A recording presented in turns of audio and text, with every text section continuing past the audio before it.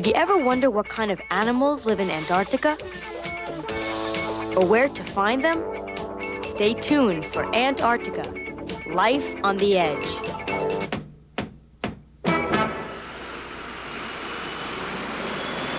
I'm on a jet that's taking me almost halfway around the world. My final destination, McMurdo Station, Antarctica, the bottom of the Earth. To get there, we go through New Zealand. In all, I will have traveled over 10,000 miles and spent 22 hours, almost a full day, on a plane. While some people are up and about, I'm not.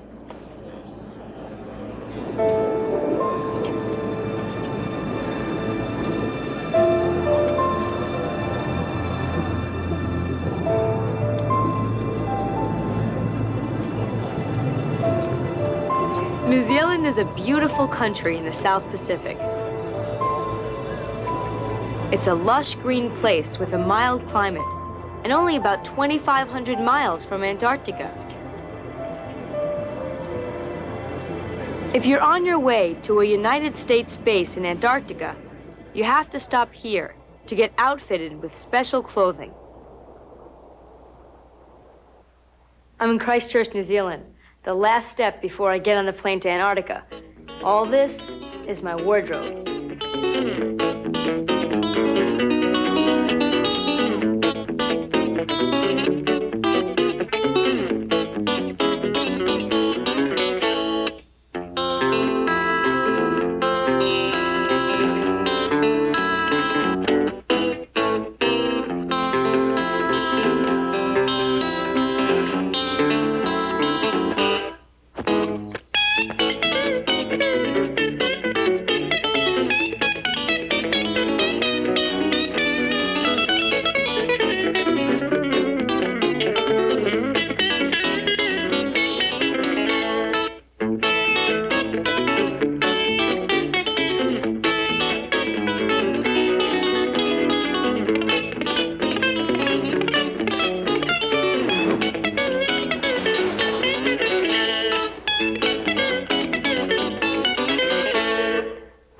Ready for Antarctica.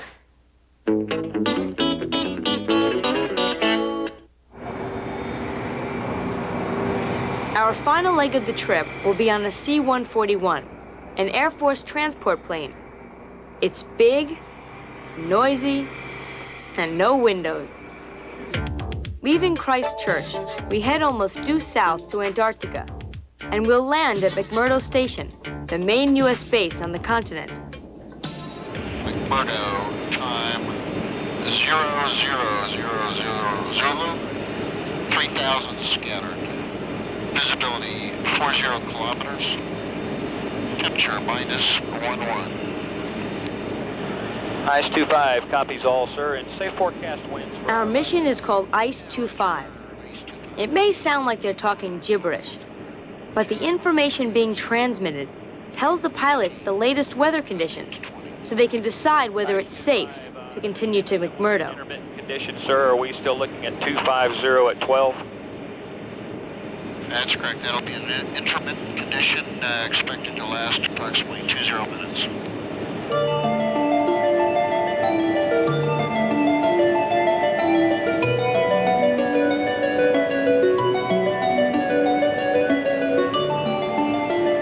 At last, out the window, I can see Antarctica. More snow and ice than I've ever seen. Touches of gray and blue that are water.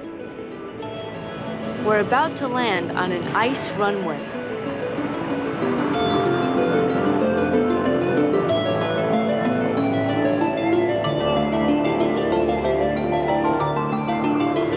This airstrip is actually on an ice sheet that covers much of the sea near Ross Island. So we're on ice that's floating on water, not covering land. It's thick enough to support this heavy jet, but less than a month from now, all this ice will be gone, melted away as the summer temperature rises.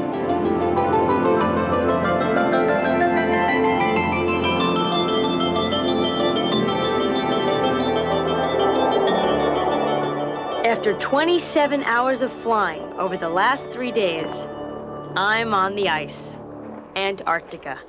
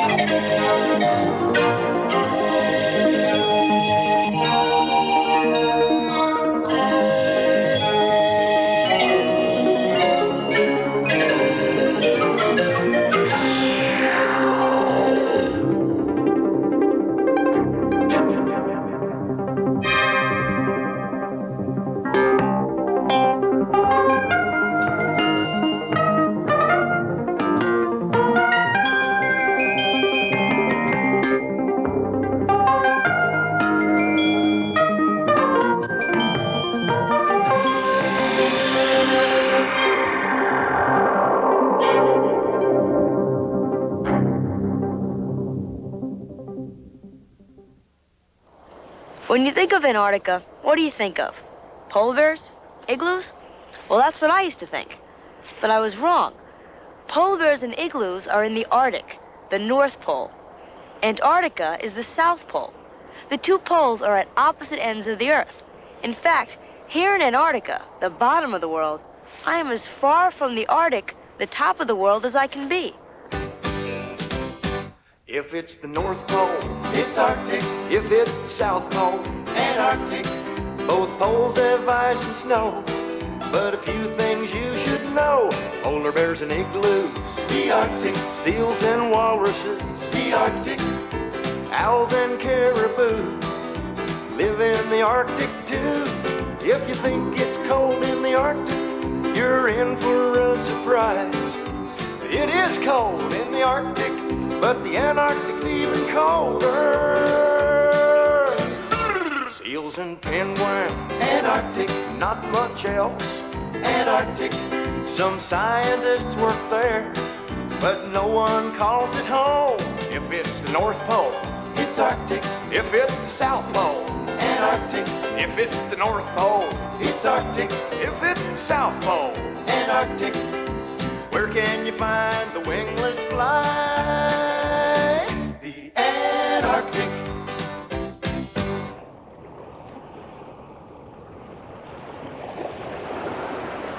Summertime in Antarctica. It's 11 o'clock at night, and the summer sun is still up. So too are the penguins that make this rocky place home. Not many animals can survive on this harsh continent, but penguins have successfully made Antarctica home. The penguins' dense feathers and thick blubber keep them warm. This is a rookery for Adelie penguins. They lay their eggs here and bring out their young. This is the southernmost penguin rookery in the world. Even though it's so far south, it's still a good spot for a rookery. It's clear of snow, near the sea, and there are plenty of pebbles for the penguins to build their nests.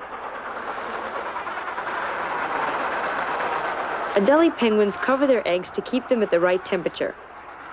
That's a little hard to do because it's only 15 degrees Fahrenheit. Although the females lay the eggs, the males sit on them for 33 days until they hatch.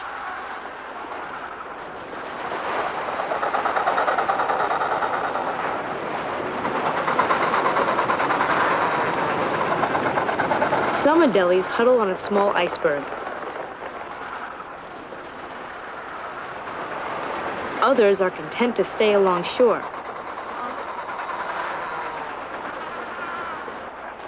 Still others are off exploring farther inland. And I get a chance to take pictures of them.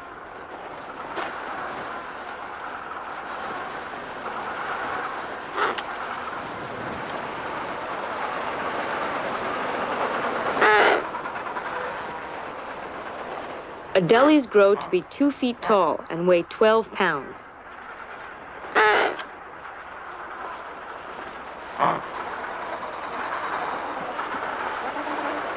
There's not much up here, so the penguins head back to safe and more familiar territory. The place they make home.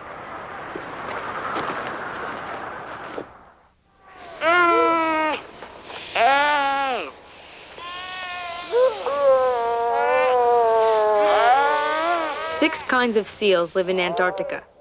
These are Weddell seals.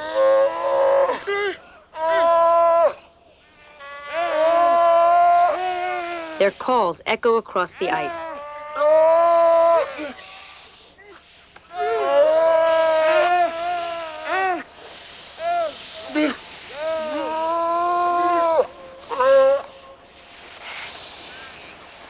This group of seals lives on ice near shore. There are year-round cracks that allow the seals to get through to the water below.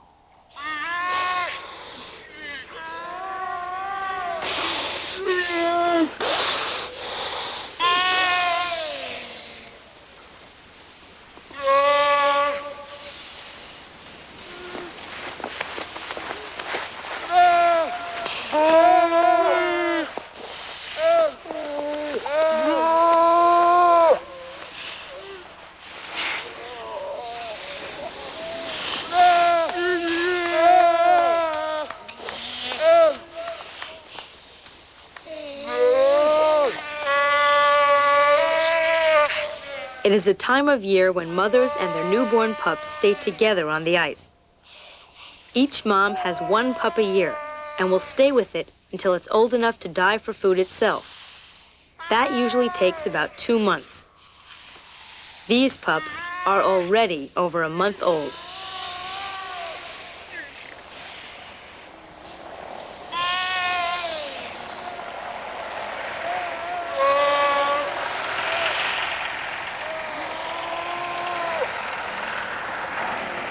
Seals have lived out here on the ice for thousands of years.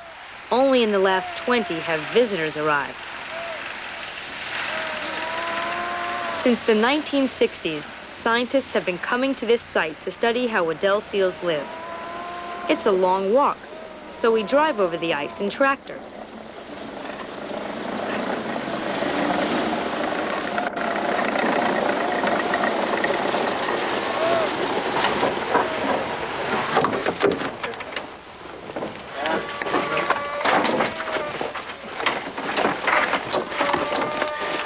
Got enough pup bags.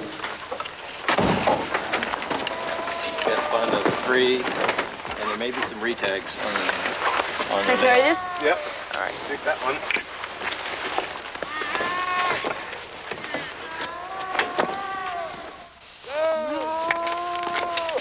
I'm the one carrying a flag and bucket.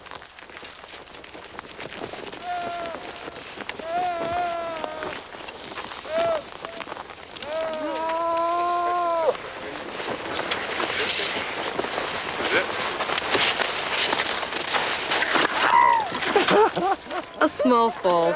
No matter where you are in Antarctica, something unexpected can always happen. Well, let's keep going. Use that pole to test. You want to get that first. All right. Call out if you find one without tags. Well, this one's tagged. We're on the ice checking pups for identification tags. The poles help us look from a safe distance. They also help us test the strength of the ice.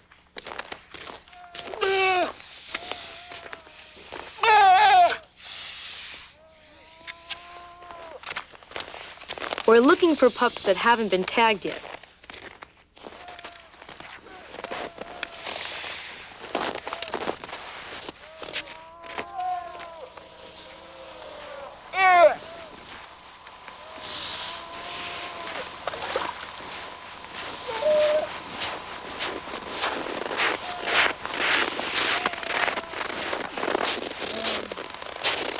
There's a lot of blood on the ice from fights between males. Because the ice doesn't melt, the blood stays around for a long time. This pup needs tags. Once we find an untagged pup, biologist Ward Testa and I set things up away from the mother and pup. We don't want to upset them.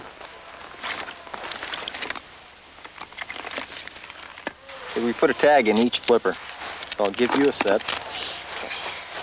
Thanks. I'll put one on myself. You take the side with the point and put it on the pin. And with the number facing out, so they'll both be facing out when they go on the flipper. Okay. Tagging is an important part of research because it allows scientists to keep track of individual animals and to study the whole seal population over long periods of time. Ah, that's why. Okay. Okay. That. All right. Be sure the point lines up with the hole. It does. Good. Brennan, you want to be a recorder? These will be 297M.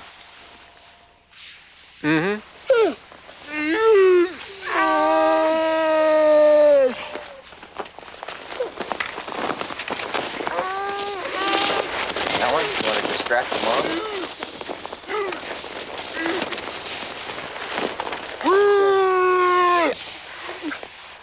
Pull.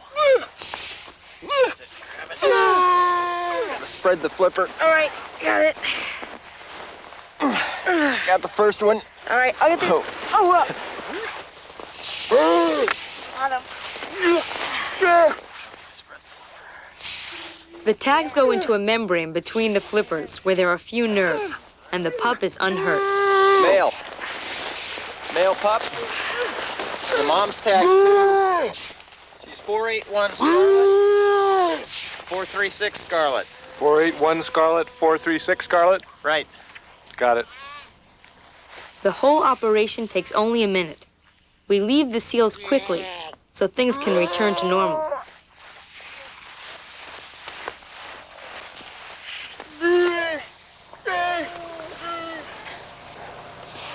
What's the population of seals here? Seals that use the bay regularly probably number around 1,200. How many seals do you tag? Right now we have about half the adult population marked, and every year we tag all the pups, so we get a complete count of the pups. From the ones that you tag, how many do you see again? That ranges a lot from year to year. Sometimes it's a little over half. Some years it's as high as 90% of the females. Adult males somewhat lower. And the pups that we tag, they tend to disperse, and we may not see more than 20% of those that actually come back here to breed as adults. There's seals all over the world. Why are you here in Antarctica studying seals? Mostly because the seals in Antarctica don't run away. So we get a chance to handle them and study their habits a lot more closely than you could in almost any other place in the world. Do you think one of the reasons the seals don't run away is that they haven't experienced humans attacking them or trying to kill them like some of the animals in the north? That's partly it. In general, it's because there are no surface predators here. So no polar bears, It's true. no Eskimos. All right, the only land animal is a wingless fly. That's right. And I've seen pups do things like climb out of the hole when I walk up.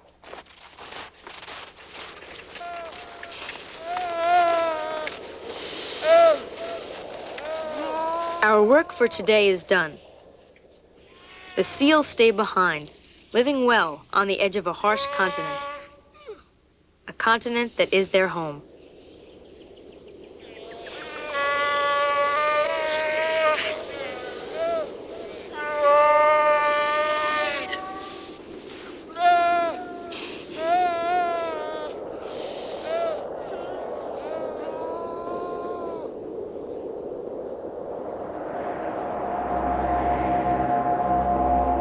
Antarctica has the most hostile climate on Earth, a barren land where there's little life.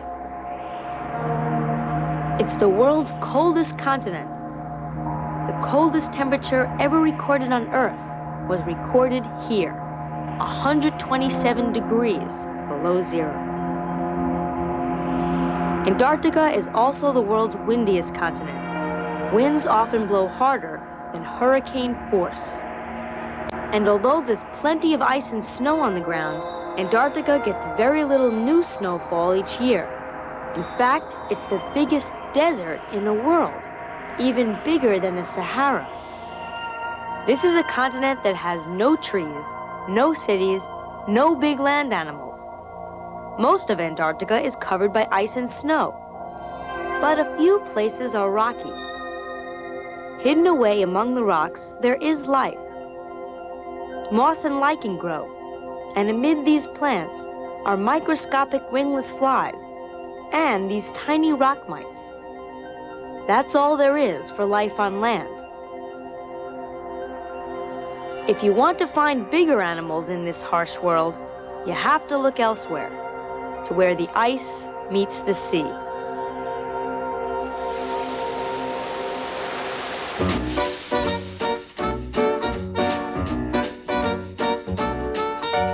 Where the ocean meets the snow, that's the place you call home. You're living on the edge.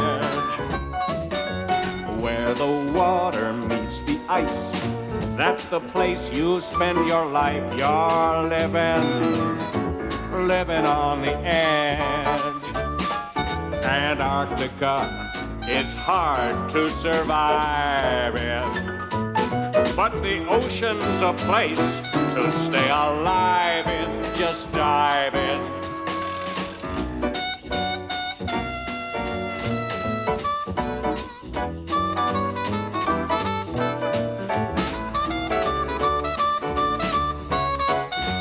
Lots of seals and penguins who live on land in water too are living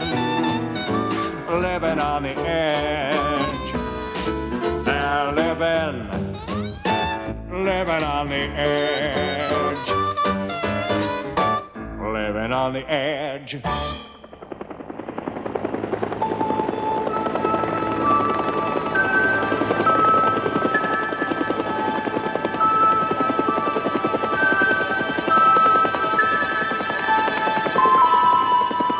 Green smoke stands out sharply against the sea ice, guiding us to a safe landing.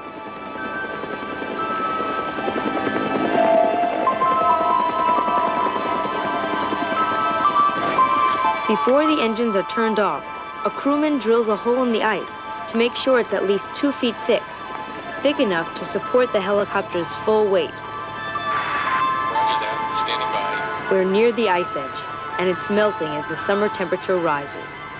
It feels good taking power down. Watching close by are emperor penguins, the largest of all penguins that live in Antarctica. It's 11 o'clock at night, and the penguins are still active. I'm sitting here on the ice edge surrounded by emperor penguins, and they're not afraid to come right up to me. They have no reason to fear humans, because all their enemies are in the water. On the ice, they're safe.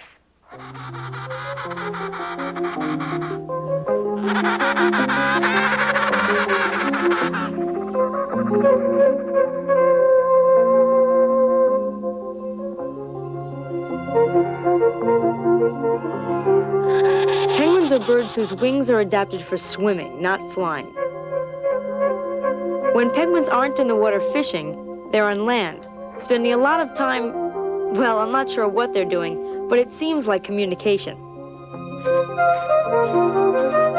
With densely packed feathers and a thick layer of blubber to keep them warm, penguins are well suited to the harsh Antarctic climate.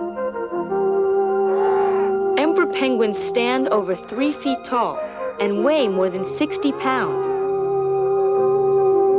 All emperor penguins have a distinctive yellow marking on the side of their heads. Other kinds of penguins have different markings.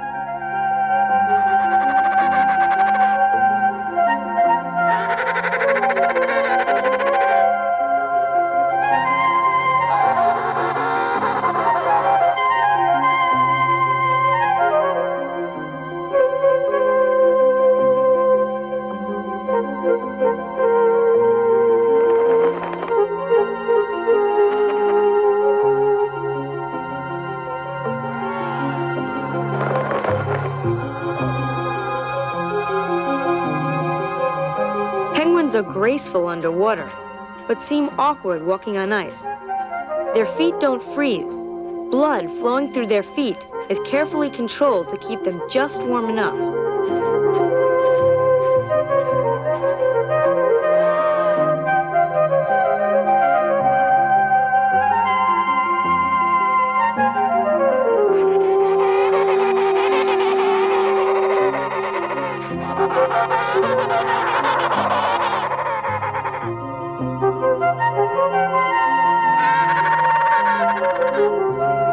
Emperor penguins spend most of their time huddled together on the ice edge, where they can easily get to the sea for food.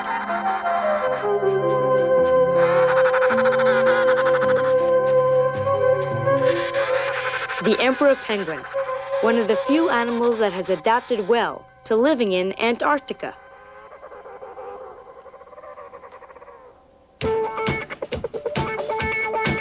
Antarctica is so cold that not many animals can live there. But there are a few, and they all live near the water where there's food. Weddell seals use cracks in the ice to get to the water. And penguins live right on the ice edge.